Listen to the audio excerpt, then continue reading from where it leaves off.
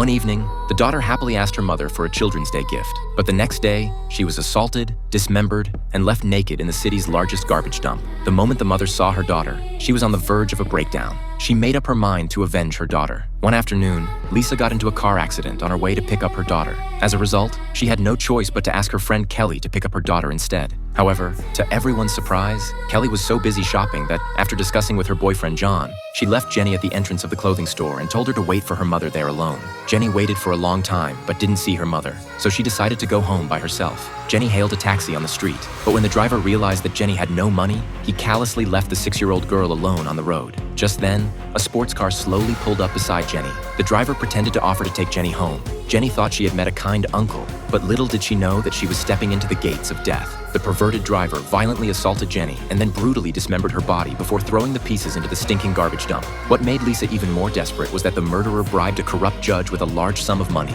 In the end, the murderer was judged to be a mentally ill person and was sent to a sanatorium unharmed. But no one knew that they had completely enraged a desperate mother. It was not until a year later that Lisa's revenge truly began. On that day, Lisa invited Kelly to have a beauty treatment. Lisa pushed the door open and walked in slowly. She pretended to be a beautician and started doing a hand care treatment for Kelly. Then, Lisa wrapped Kelly's hands with cling film layer by layer. After that, she picked up some plaster and poured it into Kelly's nostrils. Seeing that Kelly wasn't dead yet, Lisa tightly choked her neck until Kelly stopped breathing. Shortly after, the waiter called the police. The police found a sticker of Princess Aurora at the scene, and the same sticker was also stuck on the bottom of the woman's foot. While the police were completely puzzled, Lisa had already found her next target, which was Kelly's boyfriend John. It was John who had suggested leaving Jenny at the entrance of the clothing store in the first place. John had long been coveting Lisa's beauty. When Lisa approached him on her own initiative, John was extremely excited. Just as John was about to get intimate with Lisa, Lisa took out a bottle of liquid from her bag and lied that it was a hangover remedy. John drank it all without the slightest bit of suspicion.